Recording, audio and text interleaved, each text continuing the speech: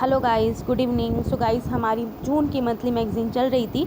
इसमें हमने ऑलरेडी अपने 3 सेक्शंस कवर कर लिए हैं, पॉलिटी, इंटरनेशनल रिलेशंस, इकोनॉमी।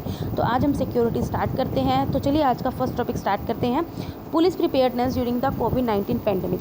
अभी कोविड के चलते हुए हमने देखा किस तरह से हेल्थ क्राइसिस चल रहा है, नेशन वाइड लॉकडाउन चल रहा है और लोगों को किस तरह से इकोनॉमिक हार्डशिप झेलनी पड़ रही है। तो इसमें हमने देखा है कि कहीं ना कहीं हमारा जो लॉ एंड ऑर्डर है उसको चैलेंज मिला है। सो जो पुलिस है, जो कोविड में क्या एक तरह फ्रंट लाइन रिस्पॉन्डर की तरह एक्ट कर रही है, उसे काफ़ी बार अपनी ड्यूटी के बियॉन्ड भी जाना पड़ा है। मतलब कि जो उसकी सिर्फ ड्यूटी क्या है, उसकी ड्यूटी सिर्फ पर्सनल सिक्योरिटी है, कम्युनिटी सिक्योरिटी है, लेकिन उसने उससे बढ़कर काफ़ी रोल निभाया है। तो यही देखते हैं चलिए, changing role of police among the pandemic. Generally जो पुलिस है वो आपको पता है स्टेट सब्जेक्ट है, स्टेट की आइडेंटिटी है, जिसका काम यही है कि वो पर्सनल सिक्योरिटी और कम्युनिटी सिक्योरिटी को अपहोल्ड करके रखे। लेकिन इस पैंडेमिक में इनका रोल क्या हुआ है, स्ट्रेंथन हुआ है, इनका रोल बढ़ा है और पुलिस ने और एस्पेक्ट्स में भी क्या हुआ है, इन्वॉल्व हुआ है। इन्होंने इकोनॉमिक सिक्योरिटी में अपना रोल बढ़ाया, फूड एंड हेल्थ सिक्योरिटी में, एनवायरनमेंट सिक्योरिटी में, इन सब ने पुलिस ने अपने को इन्वॉल्व किया है। मोर स्पेसिफिकली जो देखा जाते हैं कि जो पुलिस के जो रोल हैं की एरियाज़ ड्यूरिंग द पैंडेमिक, वो ज़रा हम देख लेते हैं।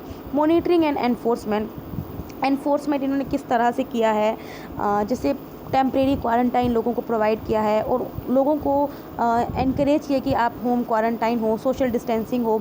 जैसे जो कसारगोड के पुलिस ने ट्रिपल लॉक स्ट्रेटेजी फॉलो की है, जिसमें पुलिस ने ट्रेडिशनल मेथड्स यूज़ किए हैं, जैसे बैरिकेड्स यूज़ करें हैं ताकि लोग वहाँ पे मूवमेंट ना कर सके। लोगों की मूवमेंट को रेस्ट्रिक्ट करने के लिए ह्यूमन सर्विलेंस, मतलब कि हर बंदे पे नज़र रखी है। उन्होंने क्या किया, ऐप बेस्ड ट्रेसिंग करी है और इवन की जो असेंशियल नीड्स की डेली टू डेली आपको जो असेंशियल नीड्स हैं, सब्जियां चाहिए, राशन चाहिए या जो आपकी मेडिसिन हैं, उनको खुद आपके डोर स्टेप पे क्या किया है, डिलीवर किया है। उन्होंने जो अपनी कैपेसिटीज़ को नर्चर किया है ओवर द ईयर्स। जैसे उन्होंने क्या किया है, जो कोविड-19 का बंदा है, जो कोविड-19 से पर्सन इफेक्टेड है, उन लोगों की जो मोबाइल फ़ोन की कॉल डिटेल का रिकॉर्ड की एनालिसिस की है, जिससे हमें ये पता चल जाए कि जो इफेक्टेड पर्सन है, जो जिस पर्सन के कॉन्टेक्ट में आया था, उसकी भी क्या कर सके, जो पुलिस है उनकी एक्टिविटीज़ को भी ट्रैक कर सके और ताकि जो अफेक्टेड पर्सन के कांटेक्ट में जो पर्सन आया था, हम उन्हें भी पहले क्वारंटाइन कर दें या उनका भी पहले टेस्ट करा के देख लें कि कहीं वो पॉजिटिव तो नहीं है। इसमें हमने क्या किया है, पुलिस ने लोगों को अवेयरनेस फैलाई है कि हाँ, आप मास्क का यूज़ करो और इवन कि उन्होंने डिस्ट्रीब्यूट भी किए हैं। पब्लिक अवेयरनेस किस तरह से पुलिस ने फैलाई है, तो उन्होंने इन्फॉर्मेशन को स्प्रेड किया है थ्रू वेरियस प्लेटफॉर्म, जैसे सोशल मीडिया के थ्रू, स्पीकर्स के थ्रू। आपने देखा होगा टीवी में किस तरह वो लाइट स्पीकर्स के थ्रू बताते थे और जो मिस इन्फॉर्मेशन है उनको क्या किया, दूर किया है। जैसे रोड पे पेंटिंग्स बनाई है, कोरोना वायरस शेप्ड हेलमेट, अगर आपने टीवी पे न्यूज़ देखी होगी तो ये भी आया था कि किस तरह कोरोना वायरस शेप्ड हेलमेट्स को यूज़ किया है ताकि आप अवेयरनेस फैला सको और जो हाइजीन की क्या इंपॉर्टेंस है उसको बता सको। सप्लाई चेन मैनेजमेंट यही है कि ताकि स्मूथ मूवमेंट रहे, जो आपके एसेंशियल नीड्स हैं उनके लिए इशू किया है ई पास। इवन की पुलिस कंट्रोल रूम की जो वैन्स हैं उन्हें यूज़ किया ताकि आपको एसेंशियल जो चीज़ें हैं उनकी डिलीवरी आपके घर तक पहुंच सके। माइग्रेंट जो उन्होंने क्या किया, जो माइग्रेंट वर्कर्स हैं उन्हें काफ़ी ज़्यादा सपोर्ट किया है, इवन उन्हें टेम्परेरी शेल्टर दिया है। टेम्परेरी शेल्टर जैसे जो गवर्नमेंट स्कूल्स हैं या जो कम्युनिटी स्पेस हैं, इन्होंने क्या किया, टेम्परेरी शेल्टर्स की तरह यूज़ किया है। इन्होंने उन लोगों को फूड डिस्ट्रीब्यूट किया है, जो उनके ट्रांसपोर्टेशन व्हीकल्स हैं उन्हें डिसइंफेक्ट किया है और इन्हें इंश्योर किया कि आप किस तरह स्टेशन पे सोशल डिस्टेंसिंग मेंटेन करके रह सकते हो। रीओपनिंग इंडस्ट्रीज़ में भी पुलिस ने बहुत अच्छा रोल अपना निभाया है। जैसे धीरे धीरे अनलॉक 1 की प्रक्रिया शुरू हुई है, उससे पहले भी जब धीरे धीरे ग्रीन जोन या ऑरेंज जोन में कुछ रेस्ट्रिक्शंस हैं उन्हें कम की, तो ताकि हम क्या कर सके, जो कंस्ट्रक्शन, एग्रीकल्चर, मैन्युफैक्चरिंग से रिलेटेड जो भी वर्क्स हैं उन्हें रिज्यूम कर सके। तो वहाँ पे पुलिस ने क्या किया, लोकल अथॉरिटीज़ का काफ़ी सपोर्ट किया, स्पॉट चेक्स किए, किसकी लिस्ट सपोर्ट से, जो वहाँ की रिजर्व फोर्सेस हैं, होम गार्ड है, एनसीसी या फिर और जो डिफेंस या पुलिसिंग फोर्स हैं, उन्होंने क्या की, सोशल डिस्टेंसिंग के नॉर्म्स हैं उन्हें मैनेज किया, हाइजीन को क्या किया, इंश्योर रखा। पुलिस हेल्थ को भी हमने थोड़ा इन्होंने ध्यान में रखा है, ठीक है, ताकि जो ओल्डर जो पुलिस वर्कर्स हैं उन्हें क्या रखा है, फ्रंट लाइन से थोड़ा दूर रखा और जो रोटेशनल शिफ्ट का प्लान रखा है, क्वारंटाइन को मेंटेन करके रखा है। जो भी पर्सनल सिक हो गए हैं उन्होंने पर्सनल प्रोटेक्टिव इक्विपमेंट को एडिक्वेट क्वांटिटी में मेंटेन करके रखा है, जैसे मास्क, ग्लव्स या हैंड सैनिटाइजर। ऑर्गेनाइजिंग स्ट्रक्चर क्या है, देखो एक नोडल अथॉरिटी भी बनाई है, एक एडुकेट टीम बनाई है जो 24 घंटे काम से कर सके, अदर डिपार्टमेंट के साथ कोऑर्डिनेट कर सके, जियोग्राफिकल इंफॉर्मेशन सिस्टम को यूज़ कर सके ताकि वो बेटर विजुअलाइजेशन कर सके। इंटरनल कम्युनिकेशन उन्होंने किस तरह किया है, जैसे रिकॉर्डेड मैसेजेस को यूज़ करके रेगुलरली जो इन्फॉर्मेशन है फ्रंट लाइनर ऑफिसर्स की उन्हें यूज़ करके इन्होंने क्या किया, लेटेस्ट ऑर्डर्स और इम्प्लीमेंटेशन किया है। प्रोएक्टिव कम्युनिटी रिकॉर्डिंग क्या है, प्रोएक्टिव कम्युनिटी पुलिंग क्या है, इन्होंने कोऑर्डिनेट किया रेजिडेंट वेलफेयर एसोसिएशन और पंचायत के साथ भी। सीनियर सिटीजन्स को इन लोगों ने प्रोटेक्ट किया, कैसे उन लोगों को इन्फॉर्मेशन प्रोवाइड करके या फिर उन लोगों को ऐसी सर्विसेज उनके डोर स्टेप पे पहुंचा के, जैसे ग्रोसरीज वगैरह। ये भी एक टीवी में आया था तो शायद इन्होंने वही न्यूज़ छाप दी है सीधा। क्राइम्स, अब यार रेगुलर जो क्राइम्स हैं वो तो होते ही रहेंगे ना, तो इन्होंने क्या किया, ये तो है नहीं कि सारे के सारे पुलिस वाले सीधा ही लगा दे कि यार आप तुम सारे के सारे अभी कोरोना को देखो। तो कुछ जो ऑफिसर्स हैं उन्होंने अलग से अवेलेबल रखे हैं ताकि जो रेगुलर जो क्राइम है वो प्रिवेंशन बनी रहे, इन्वेस्टिगेशन ड्यूटी है वो भी कंटिन्यू चलती रहे। ठीक है, जैसे अभी देखा गया है लॉकडाउन में जो डोमेस्टिक वायलेंस केसेस हैं वो बहुत ज़्यादा बढ़े हैं। ठीक है, तो इसके लिए इन्होंने अलग से एक टीम रखी है। इन्होंने क्या है, सोशल मीडिया पे एक्टिवली मॉनिटर किया, जैसे थ्रू साइबर क्राइम सेल, या फिर एक सिटीजन बेस्ड कैंपेन भी लॉन्च किया था ताकि हम क्या करते हैं, जो साइबर क्राइम्स हैं उन्हें डिटेक्ट कर सकें, या फिर जो र्यूमर फैलती हैं उन्हें हम देख सकें, साइबर बुलिंग या हेट स्पीच या फेक न्यूज़, इन सब को, ये जैसे क्राइम्स को डील करने के लिए हमने अलग से जो पुलिस के पर्सनल्स हैं, पर्सनल्स का मतलब गाइस ऑफिसर्स ही होता है, उन लोगों को रखा है अलग से। ठीक है,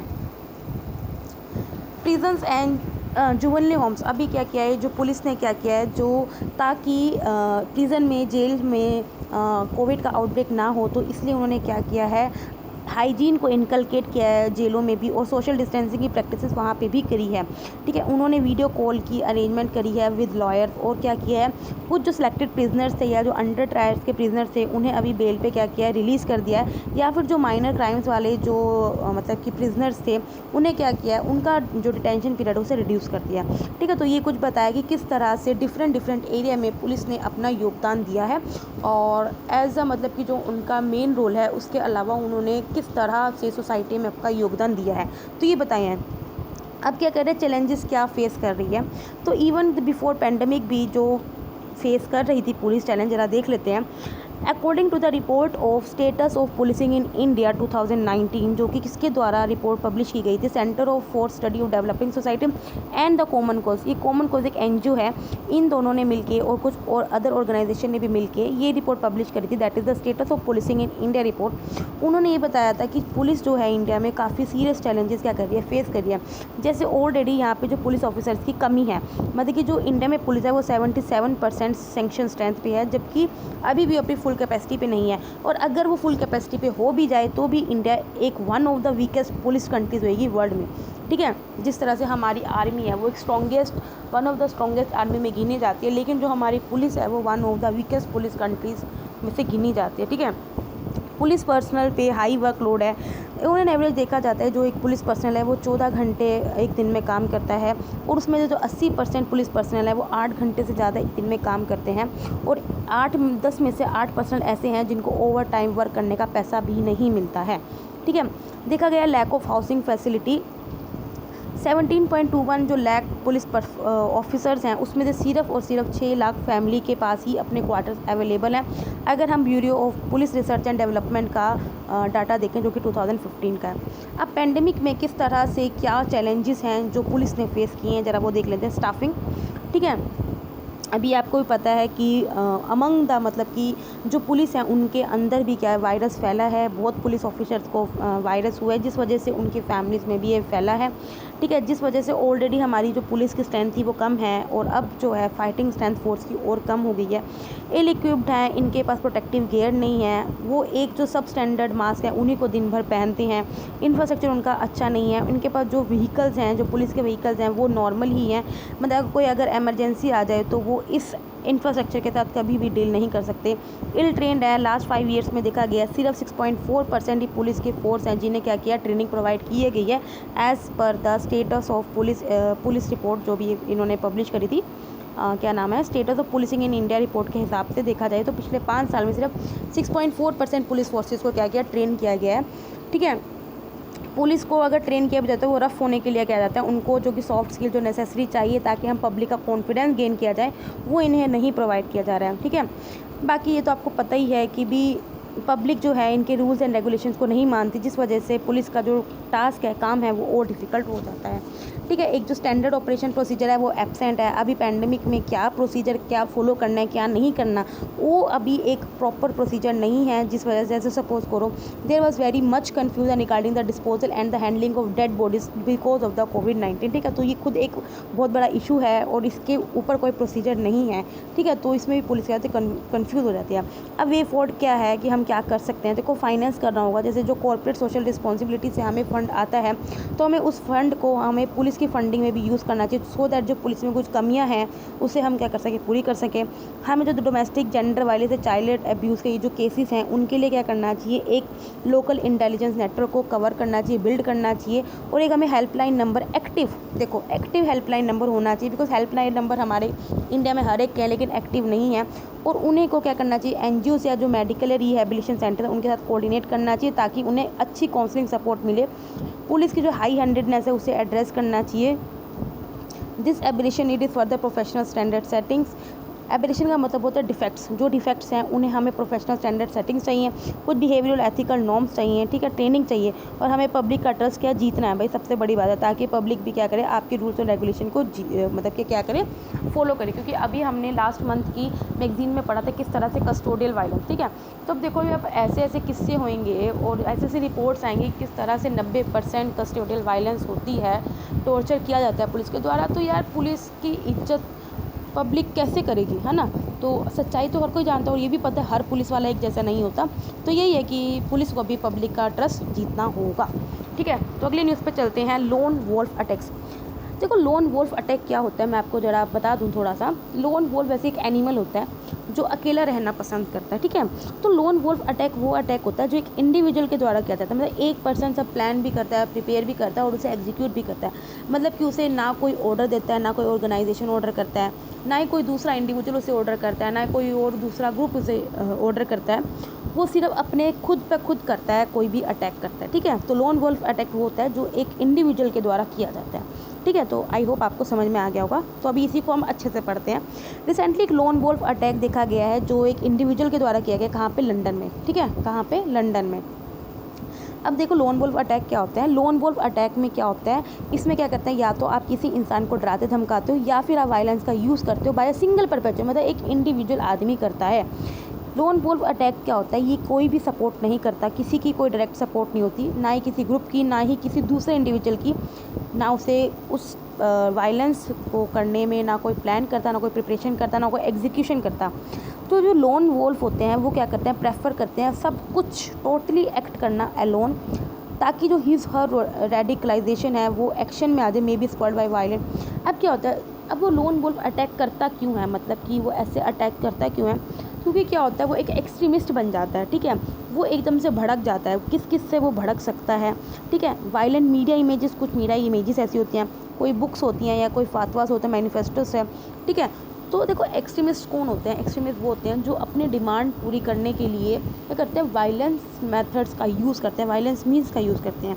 ठीक है, तो यही बताया कि उसका जो एक्शन है, मतलब लोन वोल्फ अटैक करने का जो एक्शन है वो किस तरह से उसे क्या मिलता है, पुश मिलता है। तो उन्होंने बताया जैसे वायलेंट मीडिया इमेजेस से, कुछ बुक्स भी हो सकते हैं, मैनिफेस्टोज या फातवास भी हो सकते हैं। अभी किस तरह के अटैक कर सकता है, इन्होंने बताया नॉर्मली डरा धमका भी सकता है, और इवन कि वो इनडिस्क्रिमिनेट शूटिंग भी कर सकता है। व्हीकल रैमिंग मतलब कि ज़बरदस्ती आप उसके व्हीकल को ठोक दो, ठीक है, और पूरा उसको मार दो। स्टैपिंग का मतलब ये मर्डर कर सकते हो, किसी का सुसाइड बॉम्बिंग भी कर सकते हो। तो इस तरह जो लोन वोल्फ टेरर अटैक्स हैं बहुत एक तरह का बहुत बड़ा थ्रेट है। लॉन्ग टर्म जो डाटा ने रिवील किया है, जो लोन वोल्फ अटैक्स हैं वो 5% बढ़े हैं मिड 1970 से, और जबकि 2014 से 2018 के बीच में ये 70% बढ़े हैं। ठीक है, यूके में, यूनाइटेड किंगडम में खुद में सिर्फ 3 मेजर इंसिडेंट्स हुए हैं, जिसमें एक नाइफ अटैक भी हुआ था सिंस नवंबर 2019। मतलब कि नवंबर 2019 के बाद से यूके में 3 ऐसे मेजर इंसिडेंट्स हो चुके हैं with in only 7 to 8 months. ठीक है, अब ये क्या रीज़न्स हैं जो इस तरह से जो लोन वोल्फ अटैक्स हो रहे हैं वो इंक्रीज़ हो रहे हैं।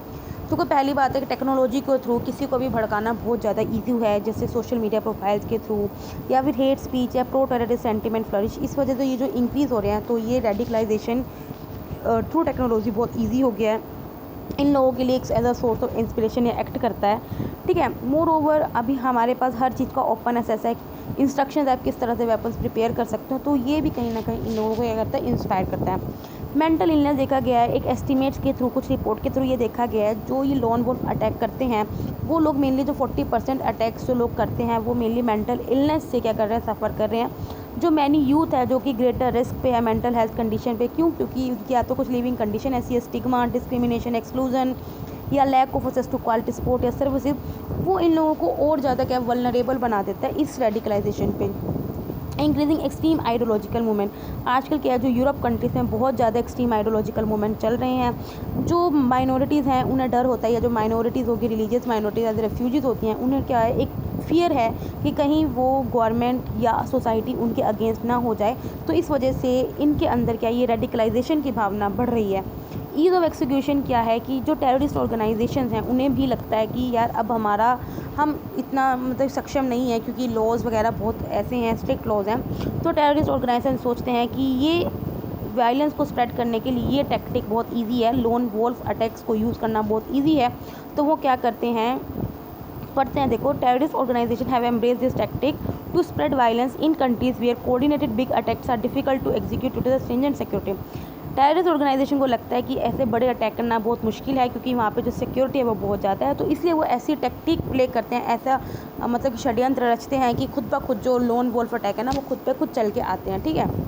लेक्स गन कंट्रोल रिजाइम है, देखो मतलब कि गन लॉज या गन लॉज के रिलेटेड जो पॉलिसीज़ हैं वो क्या हैं, ऐसी हैं कि वो जो लोन वोल्फ अटैक्स को क्या कर रही हैं, उल्टा फेवर कर रही हैं। ठीक है। और इस वजह से जो मास अटैक्स हैं वो ज़्यादा बढ़ रहे हैं। अब लोन वोल्फ अटैक्स जो इंडिया में, उनके चला चैलेंजेस देख लेते हैं क्या है। देखो,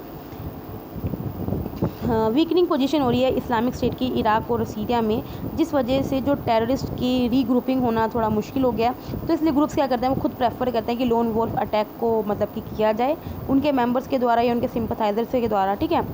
ये क्या कर सकते हैं कि जो पाकिस्तान है वो एक तरह का टेररिज्म स्पॉन्सर कर रहा है अगेंस्ट इंडिया। ठीक है। तो एक ये ठीक है, high potential damage of the lone wolf attack. देखो, लोन वोल्फ अटैक से बहुत ज़्यादा डैमेज हो सकता है, क्योंकि एक तो डेंसली पॉपुलेटेड एरिया में आप रह रहे हो, इंडिया एक डेंसली पॉपुलेटेड एरिया है, ऊपर से फायर आर्म्स ऑब्टेन करने का इलीगल नेटवर्क भी है इजीली। ठीक है।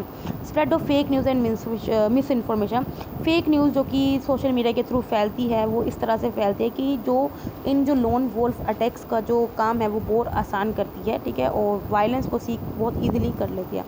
अब इसको प्रिवेंट करने के लिए क्या क्या स्टेप्स लिए गए हैं, देखो स्ट्रिक्ट लॉज बनाए गए हैं। ठीक है। ताकि जो एक्सप्लोजिव्स हैं उनको आप इजीली गेन ना कर सको, वेपन्स को आप इजीली असेस ना कर सको। ठीक है। इंडिया की जो कल्चरल प्लूरलिज्म और डेमोक्रेटिक वैल्यूज़ हैं उसने क्या किया है, एक्सट्रीमिस्ट आइडियोलॉजीज़ को काउंटर करने में हेल्प किया है। हमारा इंडिया जो थर्ड लार्जेस्ट मुस्लिम पॉपुलेशन है, लेकिन हमारा जो इंडिया के जो मुस्लिम पॉपुलेशंस हैं वो इतनी अच्छी है कि कोई भी आईएस को ज्वाइन करना नहीं चाहता और बिल्कुल अगेंस्ट है। ठीक है। स्ट्रॉन्ग सिक्योरिटी अपरेटर्स है, देखो 2008 में जब से मुंबई टेरर अटैक्स हुए हैं उसके बाद जो हमने इस तरह से रिफॉर्म्स लाए हैं कि जो हमारा टेररिज्म स्ट्रक्चर है, काउंटर टेररिज्म स्ट्रक्चर है, उसमें हमने बहुत अच्छे से रिफॉर्म्स लाए हैं जो लोन वोल्फ अटैक करने के लिए थोड़ा मतलब उन लोगों के लिए मुश्किल है।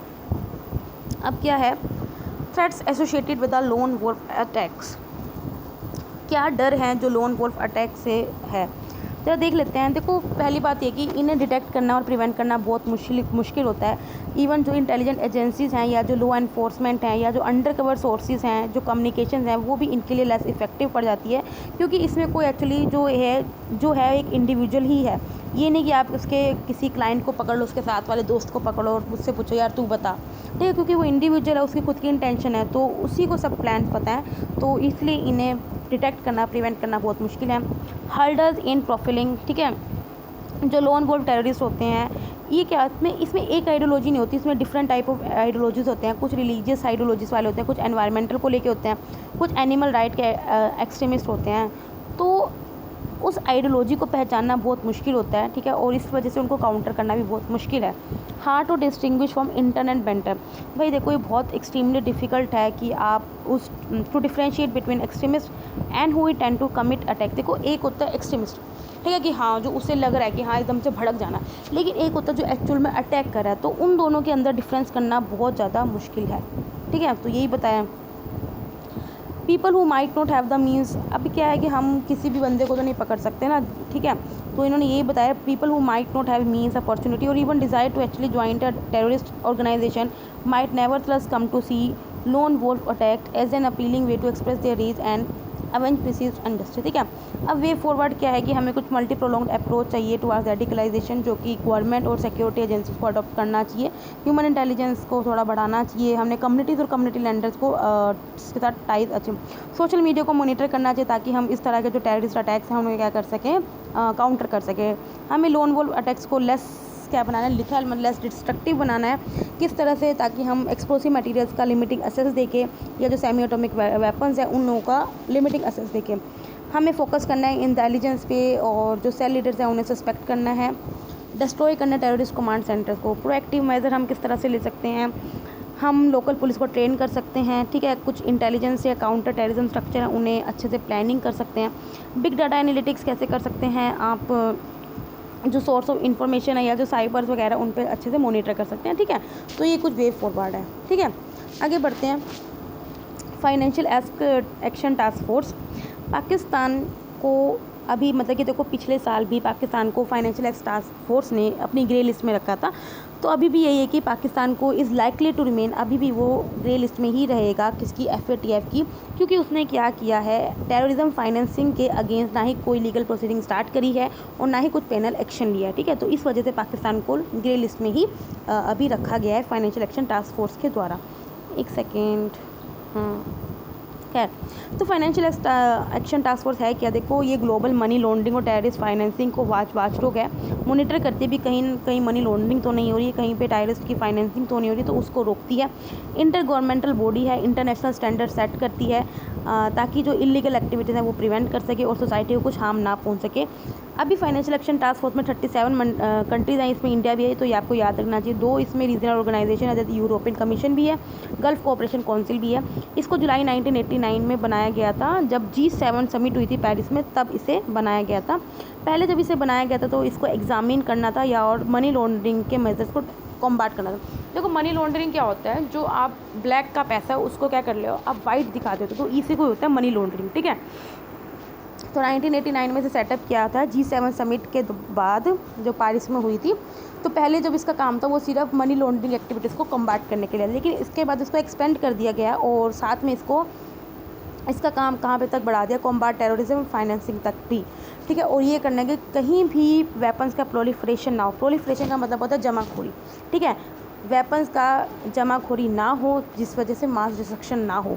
ठीक है, in addition to money laundering FATF ने सीरीज़ ऑफ रिकमेंडेशन दी है कि किस तरह से आप टेररिज्म को कॉम्बैट कर सकते हो। ठीक है, और मेजर्स बताएं कि किस तरह से आप टेररिस्ट को डिप्राइव कर सकते हो, टेररिस्ट ऑर्गेनाइजेशन को। ठीक है, तो ये कुछ इसने FATF ने रिकमेंडेशन की हुई हैं। टेररिस्ट फाइनेंसिंग क्या होता है, देखो नाम से ही पता चल रहा है कि आप टेररिस्ट एक्टिविटीज़ को बढ़ावा दे रहे हो और उन्हें क्या कर रहे हो, फंड कर रहे हो। ठीक है, तो यही है terrorism financing is the process by which terrorist fund their operation in order to perform terrorist attack. अब टेररिस्ट को फंड किस लिए चाहिए, देखो एक्टिविटी उनकी भी तो डे टू डे एक्टिविटीज़ होती है ना, डे टू डे ऑपरेशंस के लिए, वेपन्स को मतलब कि ख़रीदने के लिए, टेररिस्ट को ट्रेन करने के लिए, उनके कैंप्स को फाइनेंस करते हैं, टेररिस्ट प्रोपागेंडा को पब्लिश करने के लिए, न्यू टेररिस्ट को रिक्रूट करने के लिए, फिर पेमेंट्स होती हैं इनकी पॉलिटिकल सपोर्ट या सेंचुरी इनके लिए। ठीक है, अब देखो जो टेररिस्ट फाइनेंसिंग के जो सोर्सेज होते हैं ना, वो लेजिटिमेट भी हो सकते हैं और इलीगल भी होते हैं।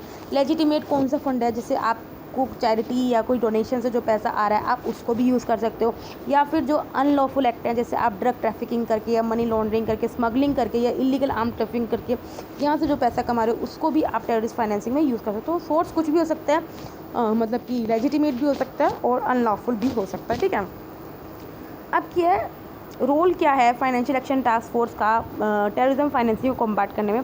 देखो FATF ने कुछ ग्लोबल स्टैंडर्ड सेट किए हुए हैं टेररिज्म फाइनेंसिंग को कॉम्बैट करने के लिए। ठीक है, तो कैसे 2 इन्होंने कुछ किए हुए हैं, criminalise the financing of individual terrorist and the terrorist. अगर आप किसी भी टेररिस्ट या टेररिस्ट ऑर्गेनाइजेशन को फाइनेंस करते हो तो वही क्रिमिनलाइज है। टेररिस्ट एसेट्स को आपको फ्रीज करना है without delay and implement on going prohibition. ठीक है, ये क्या करती है, कंट्रीज़ को इवेल्युएट करती है उनकी एबिलिटी के हिसाब से कि किस तरह से वो प्रिवेंट कर रहे हैं, डिटेक्ट कर रहे हैं, इन्वेस्टिगेट कर रहे हैं फाइनेंसिंग ऑफ टेररिज्म को। FATF के अंदर 2 लिस्ट हैं इशू, एक तो ब्लैक लिस्ट होती है, एक ग्रे लिस्ट होती है। ठीक है, ब्लैक लिस्ट को हम high risk jurisdiction subject to call for action भी बोलते हैं। ये उन कंट्रीज़ के लिए होती है जिन्होंने मतलब एंटी मनी लॉन्ड्रिंग और काउंटर टेररिज्म फाइनेंसिंग में काम मतलब कि रेगुलेटरी रिजाइम्स को करने में असमर्थ रहे हैं। ये जो ब्लैक लिस्टेड कंट्रीज़ हैं उनको इकोनॉमिक सैंक्शन लग जाता है, मतलब कि इन्हें लाइक IMF या वर्ल्ड बैंक कोई इन्हें सपोर्ट नहीं करता और इन्हें पे क्या लगता है, कुछ प्रोहिबिटिव मेजर्स लग जाते हैं। ठीक है, करंटली 2 कंट्रीज़ हैं जो कि ब्लैक लिस्ट में, नॉर्थ कोरिया और ईरान। ठीक है, ग्रे लिस्ट में क्या होता है, इसे जुरिस्डिक्शन अंडर इंक्रीज मॉनिटरिंग बोलते हैं। जो ग्रे लिस्ट में कंट्रीज़ होती हैं उनके हाइयर रिस्क होती है मनी लॉन्ड्रिंग का, टेररिज्म फाइनेंसिंग का, लेकिन इस वो अभी FATF के साथ वर्क कर सकती हैं, एक्शन प्लान डेवलप कर सकती हैं। ठीक है, इन कंट्रीज़ को में क्या होता है, मॉनिटरिंग बढ़ जाती है इन कंट्रीज़ को लेके, FATF ज़्यादा इन पे क्या तरह नज़र रखता है। लेकिन अभी इसमें मतलब कि क्योंकि अभी ये ब्लैक लिस्ट नहीं है तो ये कंट्रीज़ क्या कर सकती हैं, अभी क्या कर सकते हैं, इकोनॉमिक सैंक्शन ले सकती हैं। ठीक है, लेकिन कभी कभी क्या होते हैं, कुछ इंस्टीट्यूशन इकोनॉमिक सैंक्शन लगा भी देता है, जैसे IMF या वर्ल्ड बैंक वो लगा भी सकता है। ठीक है, जिस वजह से इन जो कंट्रीज़ हैं उनको ट्रेड करने में काफ़ी एडवर्स इफेक्ट होता है। ठीक है, FATF ने बहुत type of tools and guidance रखा हुआ है कि किस तरह से वो डिटेक्ट, डिस्टर्ब, पनिश करता है टेररिज्म फाइनेंसिंग को, प्रिवेंट कैसे कर सकता है। तो कुछ रिकमेंडेशन इसने दिया है कि गाइस ये वैसे ठीक है, देखो, understand and assess how terrorism is may और मे बी फाइनेंस, इनेबल करना है फाइनेंशियल इंस्टीट्यूशंस को on non financial business provision को, कि आप डिटेक्ट करो कि कैसे पॉसिबली जो टेररिस्ट फाइनेंसिंग हो रही है उसे डिटेक्ट करो। एक फ्रेमवर्क को डेवलप करो ताकि आप अर्जेंटली जो उनके फंड्स हैं जो टेररिस्ट को प्रोवाइड होते हैं उनको फ्रीज कर सको, टेररिस्ट के जो एसेट्स हैं उन्हें फ्रीज कर सको और उनके फाइनेंसर्स को भी। नॉन प्रॉफिट ऑर्गेनाइजेशन और prevent the abuse of non profit organisation for terrorist financing purposes, control establish कर सको over the cross border transportation of cash and the bearer negotiable instrument, cross border जो भी cash का transfer हो रहा है या और इंस्ट्रूमेंट्स का ट्रांसफ़र हो रहा है उसके ऊपर कंट्रोल रखो। प्रॉपर इन्फॉर्मेशन एंश्योर रखो, share between the competent authorities. Financial intelligence unit का क्रिएट करो ताकि हम कलेक्ट कर सकें इन्फॉर्मेशन और उनको एनालाइज कर सकें टेररिस्ट फाइनेंसिंग पे।